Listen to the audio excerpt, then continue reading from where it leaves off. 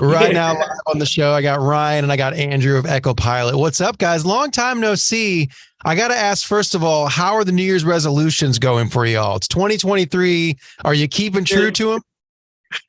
dude, I don't do resolutions anymore. I just know I'm gonna just, break them in the first week. So there's no point. Same. Absolutely. I think I always make the same resolutions, maybe to comb my hair once a year and never do it. We don't stick true to them. There's no time. Yeah, you might have a little tangles by, June or July, but it's okay. You look cool. So Yeah. Exactly. That's the number one comment I get on my YouTube videos is, hey, man, comb your hair, invest in a comb, things like that. It's funny. They're hating on the hair. I don't get it. It used to be liked. Now apparently it's hated on. Here we are. hey, you should be like, hey, mind your own business. Yeah, exactly. You comb your hair and I'll comb mine when I damn well feel like it. Yeah, I like it.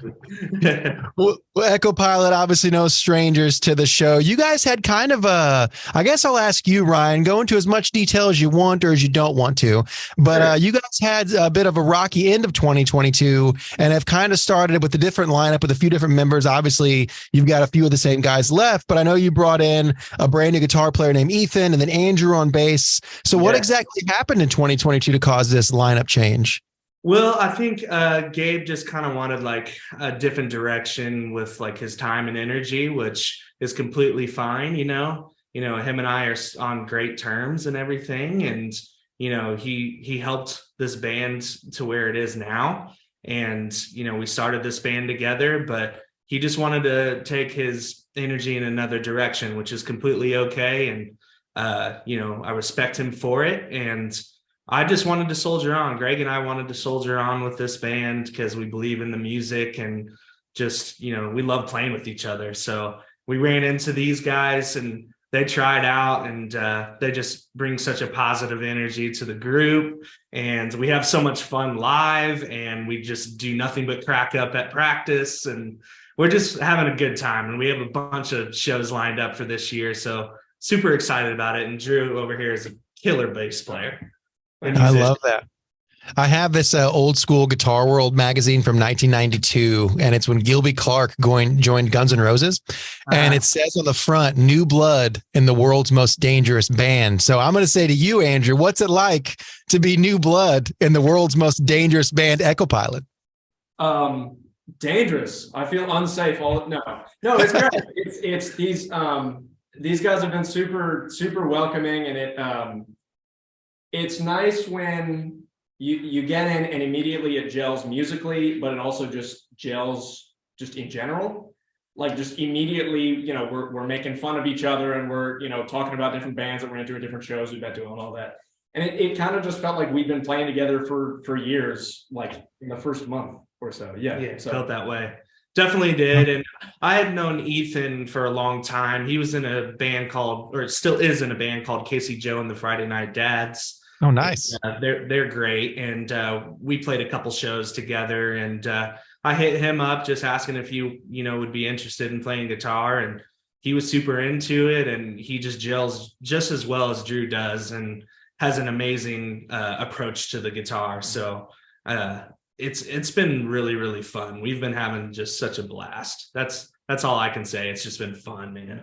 I love that, man. Sometimes new blood makes things new again, and you guys are a Yeah. band that's been around for a minute now. And I will say it takes a certain kind of person to be in a road dog type of band. Cause I know last year you guys did some touring, and that's not for everybody. You got to make sure you have the unit that really wants to do that. So that's huge, man. Yeah.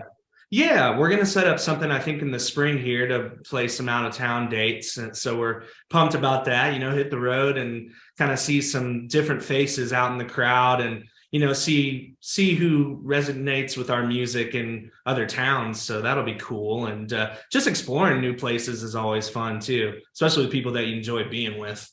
Oh yeah, absolutely, it goes a man. I long way. love that. Yeah. And speaking of bands that are road dogs, we should point out the Foo Fighters announced that they are continuing on as a band without Taylor Hawkins. I kind of assumed they would, obviously, and I'm super pumped that they are. But you, Ryan, you were at one of the Taylor Hawkins tribute shows, right? The one in LA.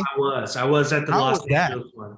It was a roller coaster ride of emotions. I broke down a couple of times just because the Foo Fighters, they've meant so much to me, and my musical journey and everything. And Taylor was obviously such a prominent part in that band, and he brought the energy every night, and he's missed, I think about him all the time and everything. So he'll certainly be missed every night when the Foos play, and I'm sure they'll honor him every single night. But I think it was probably they wanted to heal that way, I think, to keep playing shows and stuff. So when I saw that lineup of shows, you have that, you question it a little bit. You're like, oh, wow, it's pretty soon or whatever. But I think this is how they want to heal. I think they want to move forward. And I think that's what Taylor would want, is them to continue to play music together. And yeah, I think they're just excited to be out there and heal in that way. Yeah, absolutely, man. And I feel like it's one of those things where it just felt weird not having the Foo Fighters around, because as long as we can all remember at this point, they've been a band, whether it was, before him and now after him. But I'm anxious to see who they pick as a drummer. They've been real hush hush about it. I'm anxious to see. I wonder if it's going to be like a Josh Freese kind of guy, or if it's going to be some unknown. Who's to say, really? I know. Who knows? But I know they have some huge shoes to fill. You can't really fill them. But, hopefully they bring their own approach and their own individuality to the drumming and everything. But yeah, he's irreplaceable, but I think it'll be a lot of fun seeing them again. And maybe I'll go to the farm this year. Who knows? Yeah. I've not been to Bonnaroo since I played it like years ago. And I can't imagine, but then once going back to that, but once I saw that lineup, I was like, maybe I'll go for a day and then I'll leave. It'll be great. Yeah, I feel the same way, honestly. I would go for just that day and then drive back. Yeah, dude, that's a lifestyle. You got to love that, like camping at a festival thing. And I have a lot of friends who do, but maybe I'm just too old. But no, thank you. No, thank you. All that. I've never really been to a festival like in that capacity. I'd try it if the lineup was right. If the price was right, I would try it. Yeah. Well, see, playing festivals like that is amazing, as I'm sure you guys will find out soon enough. Like when you play festivals like that, you get to camp in the artist camping, or you get a hotel. But I have this memory. I don't think it was Bonnaroo. I want to say it was Forecastle or one of those other ones, one of the other ones like that. And we were leaving the following morning, and we pulled out in our van out of the posh VIP area, and we're driving, and I'm passing this line. It was like this insane line that went on for miles. And I remember saying to my tour manager, is there like a meet and greet? What are people waiting for? And we got to the very end of the line, and it was porta potties. And I was like, wow, no thanks. No, thanks. 8 a.m, that kind of line. I'm good. Yeah. I mean, dude, yeah, you have to have a certain energy or a certain just drive to be able to go all weekend like that, and I don't know if I can have it in me. Like you said, on the other side, like on stage, it'll be awesome. Yeah. But, dude. Yeah, I could just maybe do one day, like I said. Yeah, just one. We'll just do one together. It'd be great. Then we'll all drive home and go to our houses. It'd be wonderful. Well, you guys are playing your very first ever acoustic show at the Underdog coming up on Friday, January 27th. Up until a few days ago, I believed I had been to the Underdog until a friend of mine informed me that I have not been there. I was thinking of another venue. So my New Year's resolution is to go to the Underdog. So I'll be there on the 27th. How is it going to be doing an acoustic show? You guys excited? I'm excited. We've never done something like this before. And some buddies of ours hit us up, and they just wanted to showcase like some rock bands that, and strip down, like, and show our songwriting skills and all that. So that'll be really cool to hear our songs like that. We just rehearsed last Thursday, or not last Thursday, a couple days ago. And which was last Thursday. Yeah, I guess it is last Thursday, but yeah, we sounded great. It was a lot of fun just hearing our songs like that, playing a couple new songs that we've written. So we're really excited about that, and some familiar favorites from a day like this. So it'll be really cool. And some of your stuff is heavy. So I'm anxious to hear like the stripped down renditions of some of those tunes. Some of those tunes you scream. So I can't wait to hear them stripped down.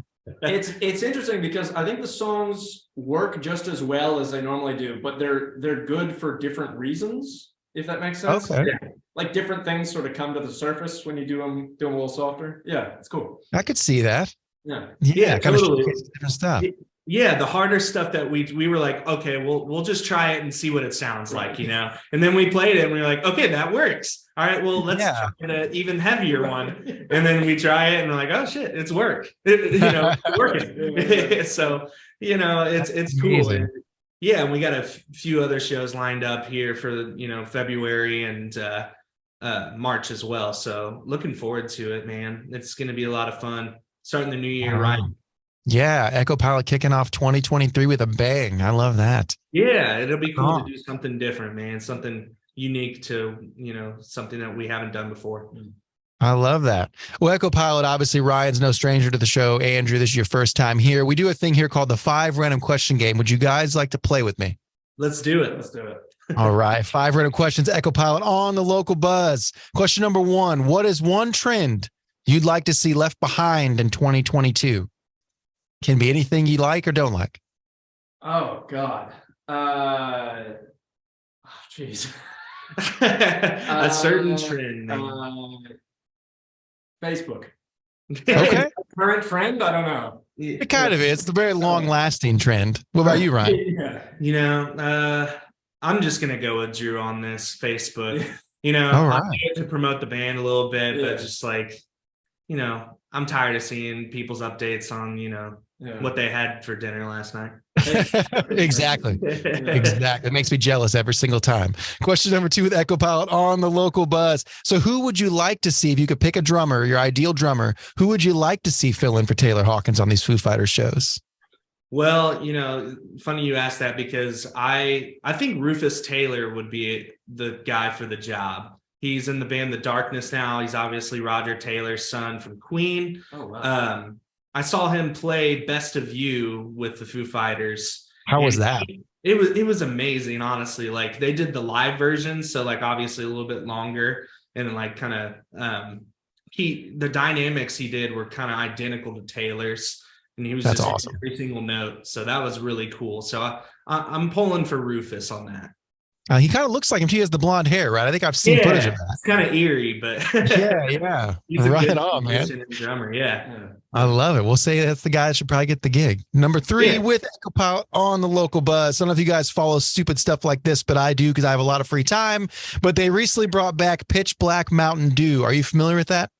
I remember it. Yes. It was from 2004, kind of a Halloween Mountain Dew. It's back now. People are freaking out. There's cardboard cutouts at every single gas station. I may or may not have bought one today, but I wanted to ask you if you could bring back one thing like a candy or some limited edition soda, candy, something like that from the past. What would you bring back?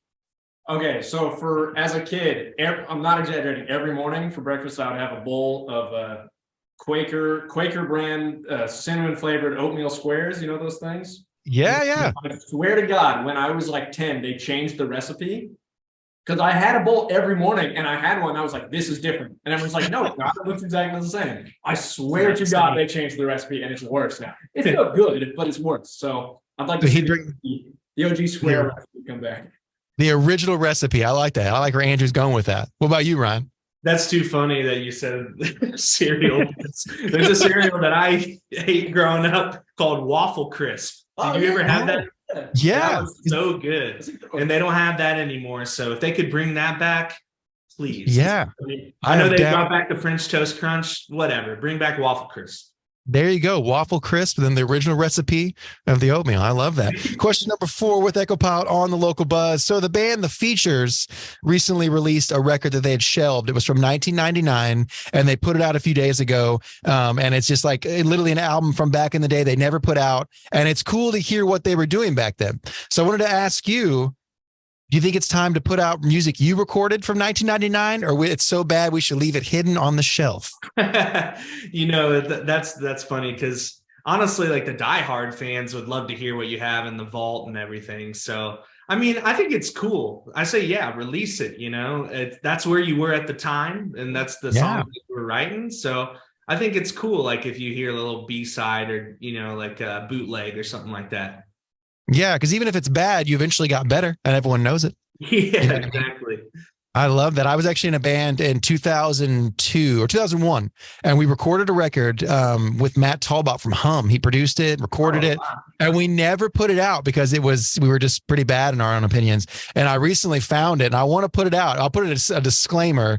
Everyone, I got better, I promise. But yeah, it's just pretty funny. Like, what a waste recording something like that with a guy like that and never putting it out. One of my biggest regrets, that's for sure. Hey. Question 5 with Echo Pilot on the local buzz. So you guys could have direct support for the Foo Fighters at Bonnaroo. We're talking, you guys get to play a full 45-minute Echo Pilot set opening for the Foo Fighters at Bonnaroo. But in order to get this set, the deal you made with the devil, which is me, I guess, is you have to divorce your wives and leave your girlfriends. Do you do that to get this show? To get the show, no. Well, I'm not doing it. I'm single, so yeah. Absolutely, yeah. He just texted his. He's like, it's over. I'm going to play this show. I can't do it, man. But I believe in our music, so I think we'll be able to do it regardless. Yeah. I love that. Look at Ryan doing it all for love. This should have been the Valentine's Day episode. It's perfect. See, it's kind of a trick question. I feel like you could probably do that and then play the show and on stage tell your girlfriend, hey, I was just kidding. I'll take you back. This is all one big prank. And then boom, you reconcile. She's got all access passes at Bonnaroo. I'll let you run that, man. With the 5-question round game, or question, all that stuff, man, I can't think on my feet as well. So I'm like, damn it. No, it's all good. Love is always the way to go. Love wins every single time. Go see the band. They're playing the Friday the 27th at the Underdog Acoustic Show. The record A Day Like This is out now. So boys, what does the rest of 2023 look like for y'all before I get you out of here? What do you guys got planned to get you through the rest of this year? We're going to play as many shows as we can. We're going to break our own personal record and play as many shows as we can and play out of town, write new songs. We have a whole, batch full of new stuff. So we're really excited about that. We'll hopefully hit the studio later on this year and maybe have a release by next year. Who knows? But just continuing to write and play shows, man. So really, really exciting and looking forward to it. I love that. What is the record for shows in a year for you guys? Do you guys know offhand? I don't know offhand, but I know we can beat it. Oh, I'll believe in you, man. I think that's always cool. I think it's always best to do more shows than the year before. That's always the goal, in my opinion. Totally. We're starting off strong. So I love that. Well, boys, it's always a pleasure to have you on the show. You guys know the policy here, open door policy for bands I like. Anytime you want to come on the show, just knock on my Zoom cam and I'll magically appear and we can do this. It's perfect. You know it. Thanks, Andy. Right on.